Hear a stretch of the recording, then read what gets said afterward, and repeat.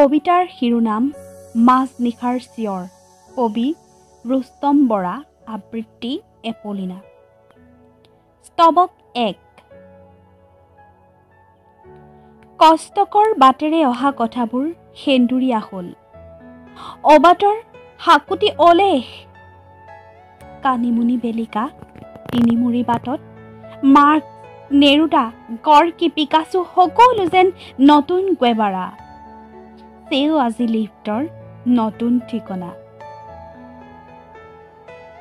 বুৰঞ্জীৰ দৰে প্ৰাচীন অথবা অবাৰ্চীন যেন আপুনি আমিবোৰ।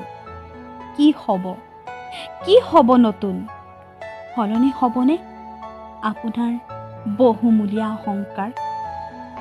নিষ্ঠাহীন গৌৰৱ আৰু পুতৌ লগা প্ৰতিষ্ঠা এনেকৈ ভাল লাগে দিয়ক। হিংসা কৰাৰ জোখাৰে আমিবোৰ প্ৰতিভাধৰ চাগৈ। হিৰুদাইচোন কৈছিল আইজনীৰ মাকৰ লেঠা, ল'ৰা এটা হ'লে ভাল হয়। খেতিয়কৰ ল'ৰাৰ হাত বৰ পোন, এৰা পুলি হৈ গজিছোহে আকাশ চুবলৈ বহু বাকী। স্তৱক 2। প্ৰিয়া মোৰ অবুজন হিয়াৰ গ্ৰাহক, নুবুজিলেও ক'ব খোজা কথাটো বুজাচোন। গণতন্ত্ৰ বৰ বিপাঙত পেলোৱা ধৰণৰ শব্দ, ভাইৰেল ভাইৰাছৰ চুপ্ৰিমেচি দুনিয়া। ইয়াত লাহি হাতৰ ব্যঞ্জনা অসাৰ্থক। সেউজ গ্ৰহৰ লিডাৰ সকলক সোধাচোন, যিদৰে প্ৰশ্নকালত খতিয়ান লোৱা হয় সংসদত। কি অদ্ভুত সোপান সেই সত্যৰ ৰহস্য, যি বৰ্ণিত নহ'ল ইলিয়াড উৰিষ্যিত, নহ'ল বৰ্ণিত ৰামায়ণ অথবা মহাভাৰতত। কি পদ্যৰ গোপনীয়তাৰ গ্ল'বেল তাহানিৰ কালিদাসৰ শকুন্তলা? তোমালোকেই দেখোন দধিছি হিৰোচিমা, সোমালিয়া, চিৰিয়া আৰু বুছানৰ ইগল শগুনৰ দৰেই চোন চিকাৰী ঠোঁট তোমাৰ। সত্যমৃত চিকাৰৰ চোলাৰে হাড়ৰ বুটাম আজুৰি তুমি বক্ষ বিদাৰি খোৱা মোৰ হৃদয়। কৈ দিবা শূন্যকালৰ প্ৰশ্নৰ উত্তৰ, সীমাহীন প্ৰশ্নৰ ব্লেক হোলত যোগ্যৱান নৱ পুৰুষে ঈশান কোণত তৈয়াৰ কৰিছে নতুন উত্তৰ। স্তৱক 3। তুমি কি সুদৰ্শন চক্ৰ য'ত সকলো প্ৰতিৰোধ বিফল হয়? তথাপিও কেনেকৈ দুৰ্যোধনৰ অত অহংকাৰ আৰু তেওঁৰ পক্ষৰ নীতি বাগীশৰ দম্ভ?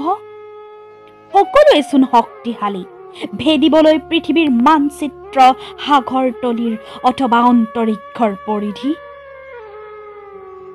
প্ৰকৃততে প্ৰয়োজন আছিল নে তোমালোকৰ আণৱিক আস্ফালন? হিৰোচিমা, নাগাচাকি, ক্ৰেমলিনৰ ৰঙা দুৰ্গত যে থমকি ৰৈছিল হিটলাৰৰ অশ্বমেধ ঘোঁৰা। পাহৰিলা? আৰু পাহৰি গলা চাগৈ চাৰ্চিলৰ গেৰুৱা গাজৰ সেউজীয়া তৰমুজৰ বিভেদ। কিদৰে লাজত পৰিছিল 25টা তৰাৰ পতাকা। নেপাৱে বিধ্বস্ত কৰা ভিয়েটনামৰ জংঘলত তেনেহলে তুমি কি সুদৰ্শন চক্ৰৰ ধাৰক বাহক? আকৌ জীপাল কৰা মিলান, পেৰিছ, মাদ্ৰিদ, য'ত তাজমহলে পোহৰৰ বাট দেখুৱাই আদৰিব। ভেটিকান, চাংহাই, মিউনিখ অথবা ছিউলৰ জনতাক হাঁহি আৰু মানৱতাৰ জয়গান গাবলৈ হে ঈশ্বৰ।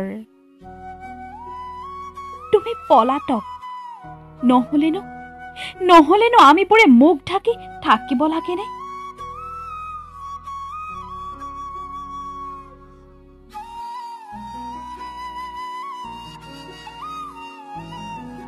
স্তৱক 4।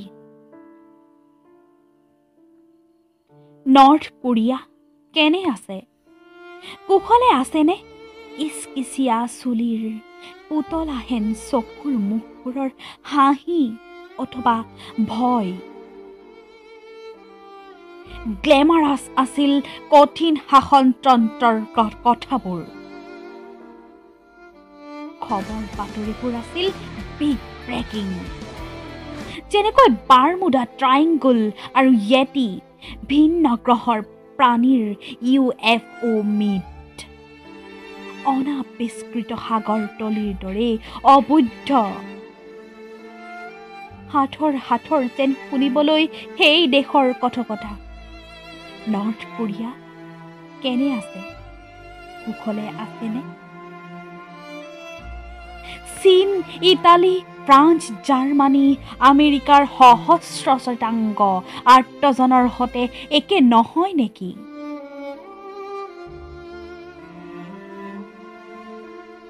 পুতলাহেন চকুৰ মুখবোৰৰ হাঁহি অথবা ভয় তেওঁলোক সংক্ৰমিত নহলে ভুল নাছিল পুৰণি তথ্য খবৰ বাতৰি সমস্ত ডাটা এনালাইচিছ আৰু কৰোনাই তাতো বাহৰ পাতিলে নিৰ্ভুল আছিল নে আজিৰ সকলো head tail head tail head tail head tail head tail head tail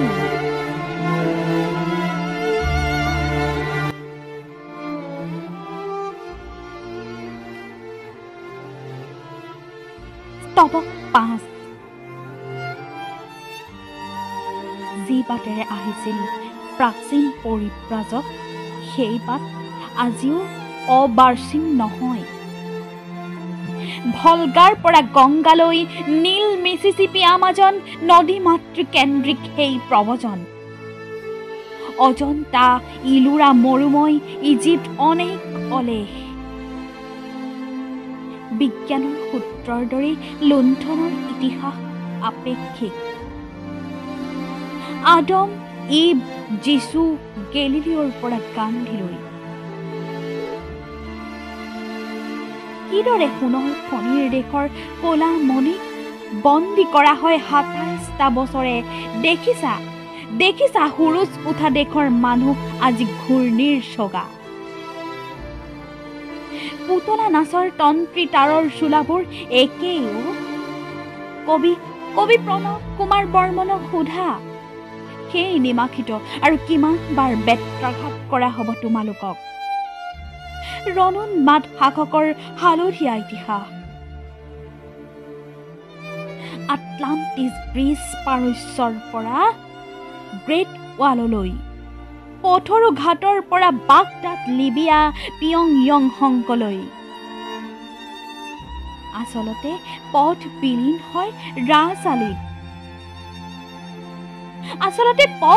হয় ৰাজআলিত যেনেকৈ ৰাতিবোৰ নিমজ্জিত গভীৰ নিশাত নিমাও ৰাজআলিত যাতায়ত সুচল সুলভ্য বেশ্যা চাণক্য আৰু হাউদৰ নাও তুমি আল্লাদিনৰ চাকিৰ গৰাকী হোৱাৰ ধাৰণা ভুল কিয়নো সেই অদেখা দৈত্যৰ ভৃত্য